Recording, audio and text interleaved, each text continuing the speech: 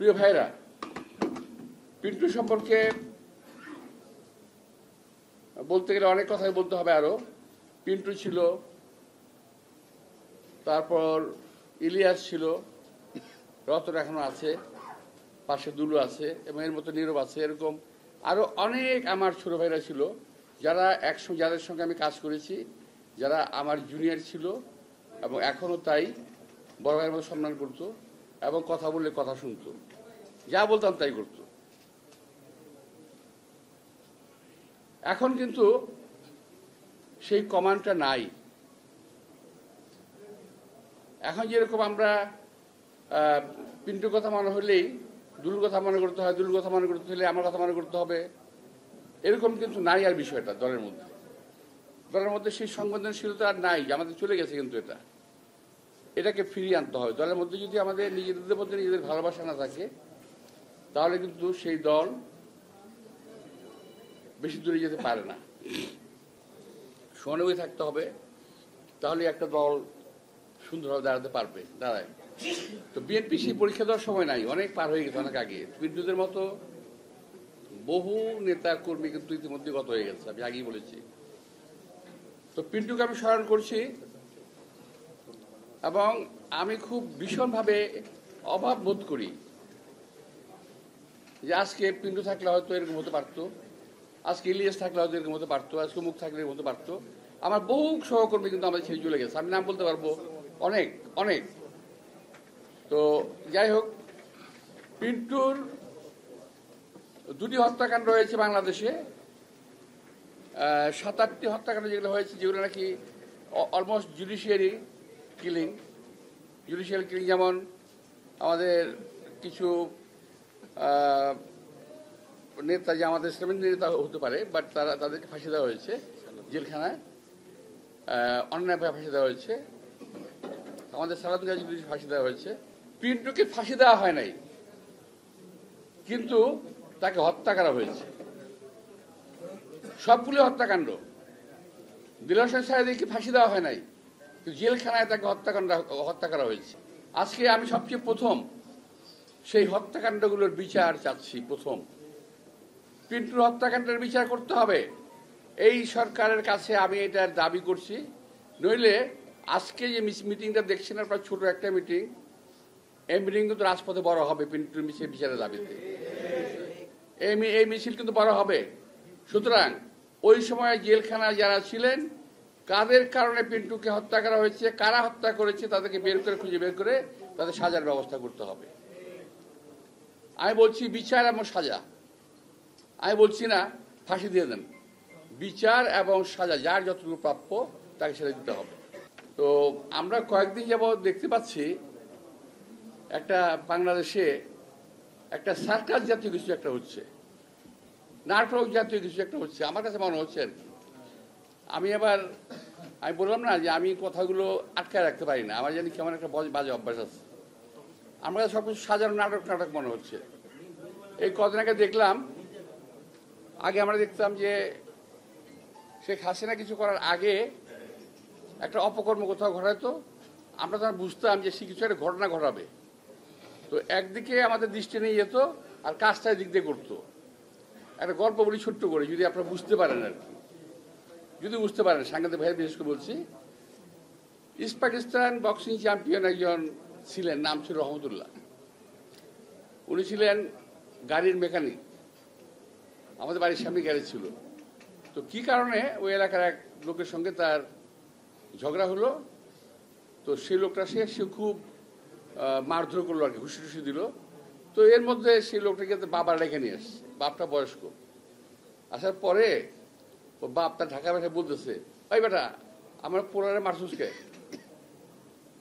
Champion হয়ে গেছিস গা, তোরে বেটা তুই বক্সার হয়ে গেছিস, তোর উপরে নাকে দেখামু, পেটে মারুম, পেটে দেখামু, তলে উপরে মারুম। বুঝতে পারছেন আপনি কথাটা? বুঝেন না ঢাকায় ভাষা?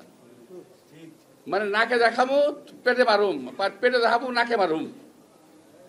বুঝছেন? আমাকে সরকার এখন নাকে দেখায়, পেটে মারে, আর পেটে দেখায়, নাকে মারে। বুঝতে পারছেন? দেখেন হামিদ সাহেব চলে গেল, কি সুন্দর। হামিদ সাহেব চলে কোন দিক দিয়ে চলে গেল? ভিআইপি দিয়ে। পত্রপত্রিকা দেখলাম উনি নাকি গেঞ্জি পরে লুঙ্গি পরে মাস্ক পরে ভিআইপি দিয়ে গেছে। ভাই, লুঙ্গি পরুক গেঞ্জি পরুক আর ল্যাংটা হয়ে যাক, ভিআইপিতে ঢুকলো কিভাবে? ভিআইপিতে ঢুকে কিভাবে যদি একান্ত পরিচিত না হয় কিংবা সেই ভিআইপি লোক না হয়? সেই ভিআইপি ট্রিটমেন্ট নিয়ে এয়ারপোর্ট দিয়ে পার হয়ে গেল। আমার সরকার বলে কিছু জানি না। 622 জন আওয়ামী লীগের লোক পার হয়ে গেল, এই সরকার বলে আমরা কিছু জানি না। জানেন কি? এই জানাটা খুব দরকার। আপনারা কি জানেন? এইটা আমাদের জানা দরকার। কি জানেন আপনারা? কিছুই জানেন না। তো এখন সেদিক থেকে নজর ফেরানোর জন্য আরো জানি কি ঘুরতেছে, আমার খুব সন্দেহ হচ্ছে আরো জানি কি ঘুরতেছে। নইলে শাহবাগের এই নাটক কেন হঠাৎ করে? যে শাহবাগ আপনারা বন্ধ করেছেন, যে শাহবাগের এই এলাকাতে, এই সমস্ত এলাকাতে মিছিল মিটিং করা যাবে না, সেখানে সরকারের পৃষ্ঠপোষকতায় সরকারের দল এনসিপির লোকেরা ওখানে মিছিল মিটিং করে কিভাবে? আর কোন দাবিতে মিছিল মিটিং করলো? কি দাবিতে? দাবি জানি কি দাবি? আওয়ামী লীগ নিষিদ্ধ করতে হবে। তো আওয়ামী লীগ নিষিদ্ধ করতে না করছে কে ভাই? কে না করছে? বিএনপি না করছে? খুব চেষ্টা করতে চালানোর জন্য। বিএনপি নাকি আওয়ামী লীগকে কি করতে চায়? পুনর্বাসিত করতে চায়। আমাকে বড় ঠেকা পড়ে গেছে ভাই, বিএনপি আওয়ামী লীগের পুনর্বাসিত করতে বড় ঠেকা পড়ে গেছে।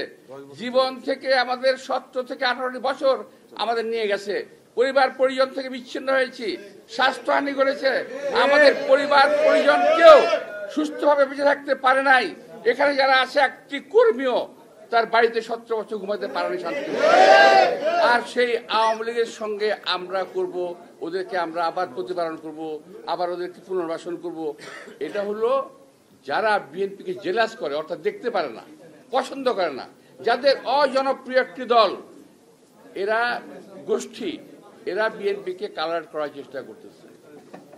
আচ্ছা, আমি আর বলি, শুধু এটা না, এই সম্পর্কে আমাদের সেক্রেটারি জেনারেল ফখরুল সাহেব স্পষ্ট বক্তব্য রেখেছেন, আমাদের স্ট্যান্ডিং কমিটির মঈন সাহেব স্পষ্ট বক্তব্য রেখেছেন। আমি এখন থেকে 1-1.5 মাস আগে বক্তব্য রেখেছি এই প্রেস ক্লাবে, আপনাদের মনে থাকতে পারে। 24 এপ্রিল পরিষ্কার ভাষায় বক্তব্য রেখেছিলাম যে যারা আজকে বলে যে বিএনপি পুনর্বাসিত করতে চায়, তারা আসলে দেশ এবং জাতির শত্রু। কারণ একমাত্র বিএনপি একমাত্র আছে বাংলাদেশকে এখন বিদেশি শত্রুর হাত থেকে রক্ষা করার জন্য। যে কোনো বিদেশি প্রভুদের হাত থেকে রক্ষা করার জন্য একমাত্র দল বিএনপি আছে বাংলাদেশে, আর কোনো দল নাই। যদি থাকতো তারা আজকে আওয়াজ উঠাতো। সচিবালয়ের ভিতরে আওয়ামী লীগের নেতা কর্মীরা কি করে, আওয়ামী লীগের সচিবরা বিএনপি সচিবালয়ের ভিতরে কি করে এখন পর্যন্ত। যাদের এখন জেলখানায় থাকার কথা, তারা এখন সচিবের দায়িত্ব পালন করতেছে জেলখানায় বসে। ওরা আওয়ামী লীগের আমার সচিব ছিল, এখনো সচিব। অথচ আমাদের সময় যারা সচিব ছিল, যারা এখন রিটায়ারমেন্টে যায় নাই, তাদেরকে সব বাতিল করে দিচ্ছে। এখন আরো শুরু হয়েছে, প্রশাসনে বিভিন্ন এলাকাতে পরিবর্তন শুরু হয়ে গেছে। কে বিএনপি কোথায় আছে, হয় বিএনপি দিতে হবে, বিএনপি বাতিল করে কমপক্ষে জামাত দিতে হবে, জামাত না হলে আওয়ামী লীগ দিতে হবে। আপনারা খেয়াল করে দেখবেন, থানা, পুলিশ, কোর্ট, কাছারি, সচিবালয়ের ভিতরে এই কর্মকাণ্ডগুলো শুরু হয়ে গেছে। বিএনপিকে রাখা যাবে না। এই যে বিএনপি নিধন আন্দোলন শুরু হয়েছে, তারই একটি বিষয় হলো এইটা। এই যে 622 জন আওয়ামী লীগকে পালিয়ে যেতে দেওয়া, হামিদ সাহেবকে পালিয়ে যেতে দেওয়া, একটা খুনের আসামি হামিদ সাহেব, তাকে পালিয়ে যেতে দেওয়া, এটা হলো এই একটা বিষয়। আরো বিষয় আছে। এই সরকারের মধ্যে অবস্থানরত অনেক কি বলে উপদেষ্টা, যারা বাংলাদেশের নাগরিকই নন, তারা এই দেশ পরিচালনা করতেছেন। এখান থেকে নজর ফিরিয়ে নেওয়া।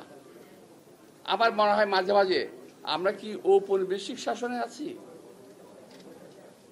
আমার মনে হয় যে আমরা দেশের মানুষের শাসনে নাই, আমরা ঔপনিবেশিক শোষণে আমরা আছি। নইলে আজকে একটি কথা আমি দেখছি, একটি জিনিস, সবাই তো দেশপ্রেম করে দাবি করেন ভাই, আমিও নিজেকে একজন দেশপ্রেমিক নাগরিক হিসেবে দাবি করি। আমি অন্য কোনো কারো কথা বলছি না, আমি আমার নিজের পক্ষ থেকে বলছি, দায়িত্ব নিয়ে বলছি যে আমি কেন ইচ্ছা করলে সেন্ট মার্টিন যেতে পারি না, আমি কেন ইচ্ছা করলে সাজেক যেতে পারবো না, আমি কেন ইচ্ছা করলে বাগাইছড়ি যেতে পারবো না। আমি একটু এই সরকারের কাছ থেকে জানতে চাই, আমরা কি কোনো পরাধীন রাষ্ট্রে বসবাস করি? আমাদেরকে সেন্ট মার্টিন, বাগাইছড়ি কিংবা সাজেক যেতে পাসপোর্ট ভিসা লাগবে? আমি এই সরকারের কাছে স্পষ্ট উত্তর জানতে চাই, ঘটনাটা কি। আমি এটাও বুঝি না, আমার এনসিপি ভাইয়েরা যারা বলতে চান দ্বিতীয় স্বাধীনতা, তারাই সন্দেহের কথা বলছেন না কেন? তারা কেন কথা বলছেন না? আর কেউ যদি আমাকে প্রশ্ন করে আপনি কেন বলছেন, আমি বলছি এই কারণে এই দেশটাকে আমরা যুদ্ধ করে স্বাধীন করেছি। সুতরাং এই দেশটাকে শহীদ রাষ্ট্রপতি জিয়াউর রহমান যুদ্ধ করে দেশটাকে স্বাধীন করেছে, কারো কাছে বিক্রি করে দেওয়ার জন্য নয়। প্রিয় ভাইরা, আমার আসলে অনেক বলার ছিল, আমার একটা প্রোগ্রাম আছে যেতে হবে, তাই তো আজকে এই যে দেখেন আমি তিনটা নাম বলছি আপনাদেরকে, সেন্ট মার্টিন, সাজেক, বাগাইছড়ি, এই সমস্ত এলাকা আজকে আমাদের যাওয়ার একটা দ্রোহ হয়ে গেছে। আবার শুনি একটা জায়গায় নাকি করিডোর দেওয়া হবে। কিসের করিডোর? মানবিক করিডোর। আরে ভাই, আবিষ্কার করেন নাকি? আর বিশ্বের কোন ডিকশনারিতে মানবিক করিডোর জায়গা আছে নাকি? কোন ডিকশনারিতে মানবিক করিডোর বলে কোনো শব্দ আছে? আবিষ্কার করেন এক এক শব্দ, যখন যে শব্দ প্রয়োজন সেটা আবিষ্কার করেন।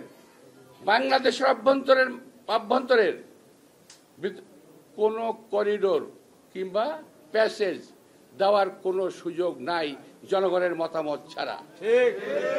জনগণের ভোটের মাধ্যমে নির্বাচিত সরকার সিদ্ধান্ত নেবে তারা কি করবে। আমাদের কোনো ভালো অভিজ্ঞতা আছে, বিশ্বের কোনো দেশ এই করিডোর দিয়ে শান্তিতে নাই। আজকে গাজা শান্তিতে নাই, লিবিয়া শান্তিতে নাই, মিশর শান্তিতে নাই, আফগানিস্তান শান্তিতে নাই। আমার সেক্রেটারি সাহেব ফখরুল ইসলাম সাহেব বলেছেন, এই দেশকে আমরা গাজা বানাতে চাই না। আসলে তাই, আমরা এই দেশকে ফিলিস্তিন গাজা বানাতে চাই না। আমরা এই দেশে আমরা লক্ষ্য করছি অনেক বিদেশিদের আগমন ঘটেছে, সন্দেহভাজন বিদেশিদের আগমন ঘটেছে। বিভিন্ন সময় তারা বিভিন্ন মিশন নিয়ে আসতেছে। আজকে ফেসবুকে একটা আপনার সার্চ দিলে পাবেন, এক ভদ্রলোক বলছিল, সেটা আমি আর বলতে পারছি না, সময় নাই, বলাও যাবে না। তো আমার ধারণা এই সরকার ইচ্ছাকৃতভাবে এই অপকর্মগুলো করছে। এই সরকার এই মুহূর্তে আমি এই সরকারকে অন্তত আমি আমার কথা বলছি, নিরপেক্ষ ভাবতে আমি পারছি না। তারা কোনো উদ্দেশ্য পারপাস সার্ভ করতেছে। এই সরকার কোনো পরিস্থিতিতেই গণবান্ধব কিংবা দেশপ্রেমিক সরকার নয়। আমি পরিষ্কার ভাষায় এটা বলতে চাই। আমার দেশের সার্বভৌমত্ব নিয়ে প্রশ্ন উঠবে কেন? যদি এই সরকারকে প্রমাণ করতে হবে তার দেশপ্রেমিক সরকার, আমার প্রশ্নগুলোর জবাব দিয়ে, আমার প্রশ্নগুলোর সঠিক জবাব পাওয়ার পরে আমাকে যে শাস্তি যেখান থেকে দেওয়া হবে আমি মাথা পেতে নেব। আমি আজকে আমার কথাগুলো বললাম, আমি জানি এইটা যথাযথ ফোরাম নয়, হয়তো আরো ভালো জায়গায়, আরো কোনো জায়গায় যা বলা উচিত ছিল বড় জায়গায়, কিন্তু আমি আমার মনের ক্ষোভ আমি ধরে রাখতে পারিনি। আমি আপনাদের সামনে প্রকাশ করলাম। আমার কথাটাকে আপনার মনে ধারণ করবেন এবং দেশবাসীর কাছে ছড়িয়ে দেওয়ার চেষ্টা করবেন। এটা এখন কিন্তু আমরা খুব ভালো অবস্থানে নাই, এই কথাটা আমাদের একটু মনে রাখতে হবে। আমি দেশপ্রেমিক, আমি আমার দেশের কথা বলবো। আমি দেশপ্রেমিক, আমি আমার দেশের স্বার্থের কথা বলবো। আমি দেশপ্রেমিক, আমার দেশের জনগণের কথা বলবো। আমি অন্য কোনো কারো কথা ভাবতে আমি রাজি নই। অন্য কারো রক্তচক্ষুতে আমি ভীত হতে রাজি নই।